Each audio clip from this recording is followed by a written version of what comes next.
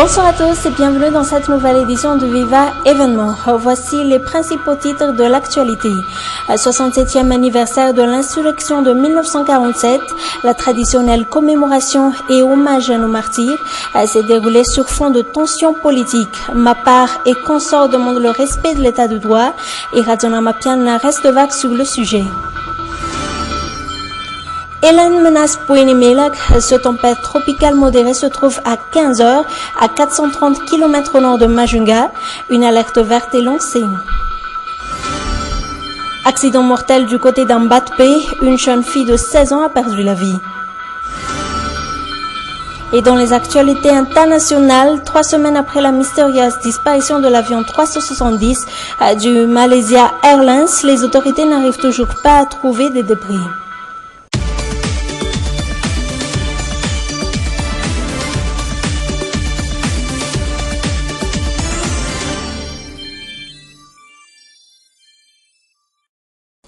À la une de l'actualité, la commémoration des événements 47, un événement historique réservé d'habitude au recueillement, mais aujourd'hui, il a viré en tribune politique. Le débat sur la récente décision de la HCC et celui concernant la nomination du Premier ministre s'invite à la cérémonie. Yarmi Sarakutpe Enza Anjiansu était sur les lieux. Un culte œcuménique comme à l'accoutumée,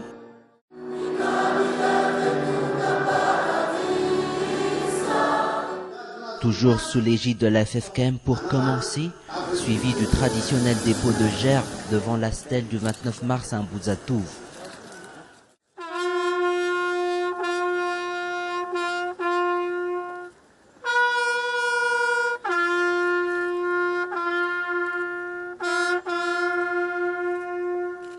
Jusque-là, la cérémonie s'est déroulée dans une ambiance de recueillement. En tête, les martyrs du 29 mars qui ont combattu pour l'indépendance. Mais le hic se passe du côté d'Avarjan Buitsain, au mausolée dédié à ceux qui ont perdu la vie pour la nation, où des banderoles à caractère politique attendaient les officiels.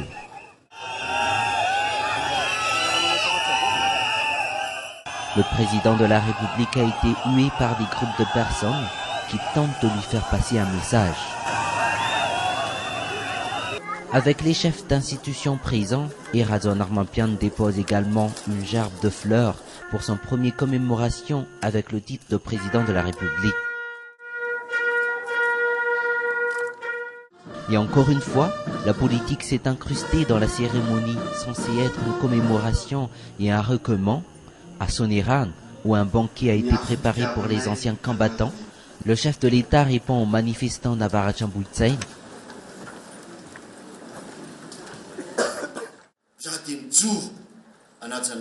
Je vais respecter la loi, à commencer par la Constitution. D'ailleurs, ce serait également le cas pour les autres. Le président de la République devrait être le premier à les respecter. Et soyez-en sûrs, je vais le faire. Malgré que la cérémonie d'aujourd'hui fut réservée pour rendre hommage à nos martyrs, le lourd contexte politique actuel a réussi à se faire sentir tout au long de cette journée. Et toujours dans ce contexte, les femmes parlementaires élues sous la couleur orange se sont vêtues aujourd'hui d'un blanc pour rendre hommage aux femmes militantes qui ont combattu pour le retour de l'indépendance. À sa tête, Christine Ngazanamassou, l'une des femmes clés de la révolution de 2009. Elles ont déposé une gerbe de fleurs à Mbouzatouf dans l'après-midi. C'était également pour elles l'occasion de dénoncer la dissolution du bureau permanent de l'Assemblée nationale. Dans des banderoles, elles évoquent même le retour de la dictature, qu'elles condamnent fermement. Respect de la Constitution dans la nomination du futur Premier ministre en marge du banquet offert par le ministère des Forces armées aux anciens combattants. Et Radionamapian explique sa lecture de l'article 54 de la loi fondamentale tout en continuant d'esquiver le nom de celui qui occupera prochainement le palais de Mazouarif. Je vous propose d'écouter le chef d'État.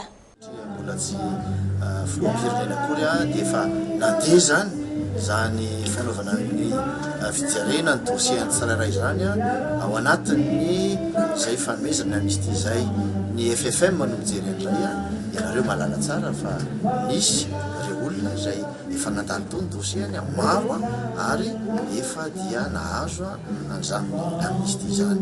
Amiko zany raha ohatra ka nisy ny gadra politika dia efa tokony hoan'ny dossieny ary raha ny marina zany dia efa misy tompony andraikitra an'izany zavatra zany. Fijerika azy aloha zay zavatra zay fa dia io za hoe iay le fahaizantsika manavaka zay miteny zay moa amin'ny teny frantsay fa verikona ny hoe discernement, avao tsara ny zavatra rehetra fa aza mihinana ambolony fotsiny amin'ilay izy hoe zao no lazainy ihany na dia zay no izy fa ianareo moa mpanao gazety dia mamerina foana hoe adidio tsara ny zavatra rehetra.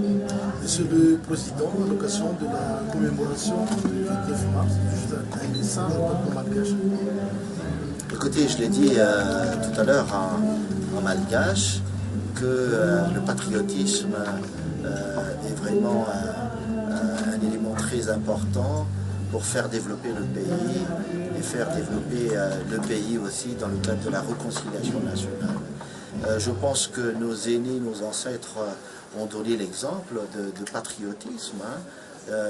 Ils ont même sacrifié leur vie pour l'amour de la patrie. Donc je pense que c'est un exemple que nous devrons suivre aujourd'hui. Et j'ai bien dit que pour que la véritable liberté et libération du pays soit là, il faut aussi qu'on soit vraiment libéré de la pauvreté. Ça, je pense que c'est la lutte la plus importante aujourd'hui que le pays devrait mener, que moi je suis en train de conduire, et j'invite les uns et les autres à suivre cette lutte-là, parce que tout le monde aspire à un meilleur avenir pour tous les Malgaches. Et comme je l'ai dit tout à l'heure à Malgache, le jour où tous les enfants iront à l'école, où il n'y aura plus de femmes qui meurent pendant l'accouchement parce qu'il n'y a pas de centre de soins, où les gens peuvent manger à leur faim, voilà l'avenir radieux que je souhaiterais pour le pays, et je pense que c'est vraiment la meilleure liberté qu'on puisse offrir à ce pays. Dernière question, Monsieur le Président. Dernière question, Monsieur le Président. Est-ce que votre lecture de l'article 54 de la Constitution pourrait être différente de l'avis de la HCCT? Je pense que... Revenons à présent à la commémoration des événements du 29 mars 1947. Pour sa première commémoration en tant que chef de l'État, Erazon Mapian s'est déplacé tôt ce matin à Muramang pour rendre hommage à nos martyrs. Des pots de gerbe suivis d'un discours d'hommage à l'endroit des rescapés. Le président de la République promet de le voir de près. Page météo à présent, alerte verte pour la côte ouest de la Grande Île. Bouéni et Mélac reçoit chacun un avis de menace. La masse nuageuse dans le canal de Mozambique s'est transformée depuis ce matin en une tempête tropicale modérée. À 15h, son centre a été localisé à 430 km au nord-ouest de Mazang. Harry Seriel nous en donne plus de détails. Un nouveau cyclone du nom de Hélène se trouve actuellement dans le canal de Mozambique. Un cyclone qui ramène avec lui un mauvais temps, avec un rafale de vent de 105 km/h dans la partie ouest de l'île.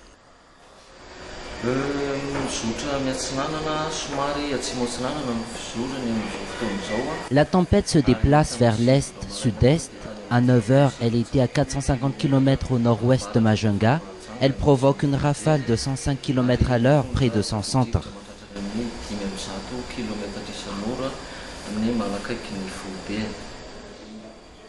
Des mesures sont à prendre pour les pêcheurs et les marins. L'alerte jaune est lancée pour la région de Bouéni et du Mélaki, verte pour la région de Diana et Sofia. Une montée des eaux est à prévoir dans les prochaines 48 heures. Dans les 3 jours qui viennent, cette tempête restera dans le canal de Mozambique. Ainsi, il est vivement conseillé à tous d'être prudents. Ce cyclone ne devrait avoir aucun impact sur le temps qu'il fait dans la capitale. Une faible précipitation pourrait avoir lieu demain, toujours selon les prévisions du service météorologique Tapinjinumbi, notant que l'été ne prendra fin cette année que vers la fin du mois d'avril. Fait divers à présent, une jeune fille de 16 ans perd la vie ce matin dans un accident de circulation. À l'origine de l'accident, la vitesse excessive du conducteur dénonce les riverains. Reportage. Le devant de cette voiture plaisir n'est plus reconnaissable. Une forte collision de l'auto avec ce rempart a eu lieu ce matin du côté d'Ambadbé. Ces images nous montrent le sang d'une jeune fille de 16 ans, victime de l'accident. Heurtée par la voiture, projetée ensuite à gauche, sa tête a eu une forte collision avec le poteau se trouvant à gauche de la voiture. Cet homme nous raconte les faits et sa peur quand il a vu les derniers instants de la jeune fille. Je l'ai entendu tomber par là, puis je l'ai vue se vider de son sang et je n'arrivais plus à la regarder. Tous ceux qui ont vu l'accident étaient encore sous le choc. Certains ont voulu porter secours à la jeune fille, mais en vain. Cette mère de famille, encore secouée, nous raconte ce qu'elle a vu.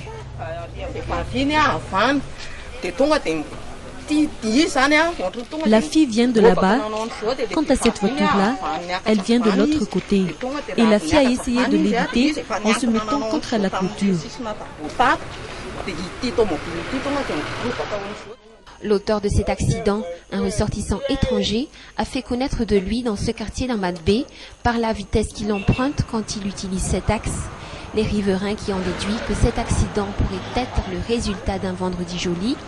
Aucune preuve ne peut être avancée par rapport à cela, mis à part l'existence d'un préservatif trouvé sous le siège de la voiture. Et pour terminer ce journal, goût en folie, les papilles et les palais ont été rois durant les 4 jours du Salon du Goût, organisé par le centre Tana Waterfront, un événement culinaire qui a illustré le luxe des produits malgaches, qui n'a rien à envier aux produits importés sur le marché. Anna Muriel. Bienvenue dans la foire du goût. Goût en folie offre une centaine de mets préparés localement, rehaussant les goûts culinaires malgaches.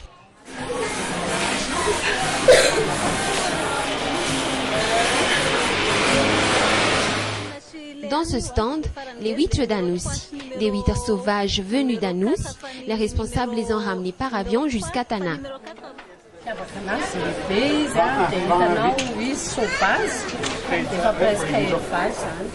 Ces huîtres viennent des lagunes. Ensuite, elles ont été élevées dans un bassin spécialement conçu pour ça. Nous les livrons par voie aérienne d'Anous à Tana.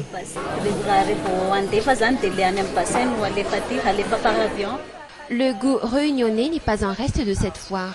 À travers ses bouchons au porc et au poulet, les responsables de l'art créole souhaitent faire connaître aux adeptes de l'art culinaire comment se préparent ces bouchons réunionnais, mais avec les ingrédients locaux. C'est déjà cuit, il suffit juste de réchauffer à la vapeur. Donc c'est vraiment un plat qui est pratique pour les mamans et les célibataires. Une évolution dans le monde culinaire et gustatif, les cookies et les biscuits ont marqué cette édition du Goût en folie. Les cookies et les biscuits sont très à la mode maintenant. Tout le monde les adore, ils sont consommés à tout moment. Ils sont présentés avec des couleurs.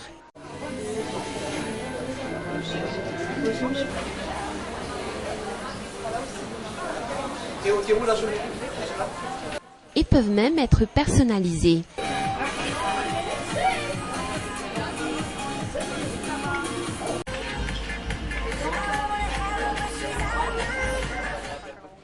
Cette foire du goût ne prendra fin que demain.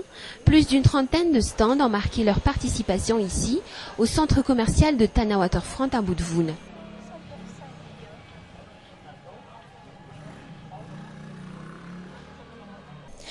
Point final à cette édition. Merci de l'avoir suivi. Nous vous souhaitons un très bon week-end. Toujours en notre compagnie. Au revoir.